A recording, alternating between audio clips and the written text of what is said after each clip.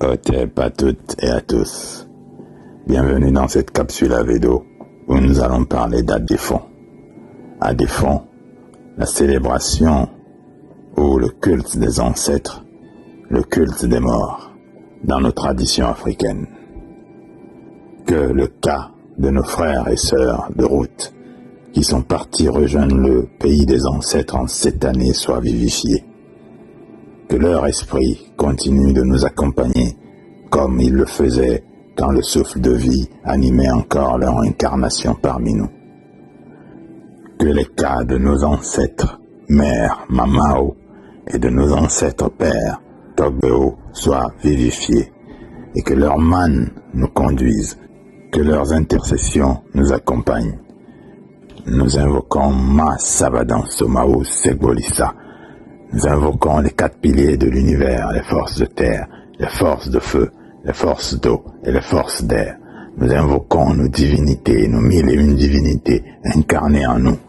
Que leur force et puissance nous vivifient et nous accompagnent. Qu'ils nous nourrissent de toutes les énergies idoines pour l'accomplissement de nos missions ici-bas. Hache. Dans nos traditions africaines, ceux qui sont partis pour le pays des ancêtres sont toujours considérés comme étant partis beaucoup trop tôt, car on considère qu'ils avaient encore à nous apporter, et leur place nous laisse des vides, même si ces places seront comblées. Leur mémoire nous cause, humains que nous sommes, émotion, et c'est pour cela que l'on dit dans nos traditions que les morts ne sont pas morts. Dans nos traditions africaines, le 1er novembre célèbre les ancêtres Adéfon, comme on dit dans la tradition B. C'est une célébration qui vivifie les cas et les énergies de ceux qui sont partis pour réaliser une communion des âmes, pour manifester et ressentir leur présence avec nous, la connexion avec eux. C'est cela la célébration de l'ancestralité. C'est cela la célébration de nos morts, pour les vivifier, pour que leur mémoire reste vivante et vivifiée. Cette célébration est toujours axée autour de la femme, car nous devons notre humanité à la femme. Elle fait le foyer d'où tout naît et part. Cette célébration qui s'effectue à l'entame du 9e mois de l'année est vitale pour le peuple africain. Car c'est une célébration non seulement de protection, mais aussi d'éveil, de départ. Le 9e mois, dans la tradition B, et selon le calendrier solaire ancestral, se dit Agnognon, ce qui veut dire amorce de l'éveil. Ce mois correspond au mois de novembre dans le calendrier courant. Le nom novembre, translittéré en B, se dit Novembere, ce qui veut dire caché dans les entrailles de la mer, ce qui évoque la gestation dans le sein maternel, exprimant également la protection.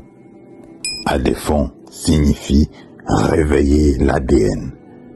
Notre ADN, c'est ce qui nous caractérise, et novembre correspond au 9e mois dans le calendrier. Le chiffre 9 qui se dit Nide Angbe est le chiffre de la transmutation. C'est une porte. C'est le chiffre qui permet de dominer son ego. L'ego qui est symbolisé par le chiffre 8 et Ni Angbe qui signifie en même temps l'être. Et Nide qui est le chiffre 9 signifie enlever l'ego. Cela signifie dominer son être pour exalter son soi par le partage.